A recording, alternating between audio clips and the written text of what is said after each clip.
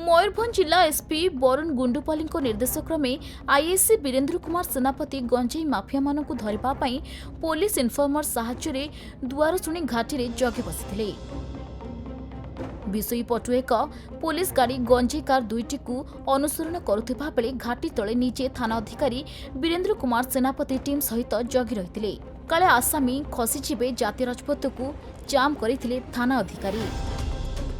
शुक्रवार संध्या 5 घटिका समय कार दुईटी जाम रे फसी जाई एक ट्रक को धक्का दे पळाइबाक उद्यम करुथिबा बेले पुलिस ताकू माड़ी बसिथिला। दुईटी कार मध्यरु क्रेटा कार रे विपुल परिमाण गंजेई जबत होईछि एवं अन्य कारु 6 जण युवकों को काबू करिछि पुलिस। शनिवार पुलिस आसामी मानकु घटनास्थल को नहीं सीन रिक्रिएशन करिथिला। एहा सहित गंजेई पैकेट को मध्य ओजन करिछि। 1 क्विंटाल 16 किछि 580 ग्राम गंजेई जबत होईछि। तेबे समस्त अभियुक्त मानकु कोर्ट चालान करा जाईछि।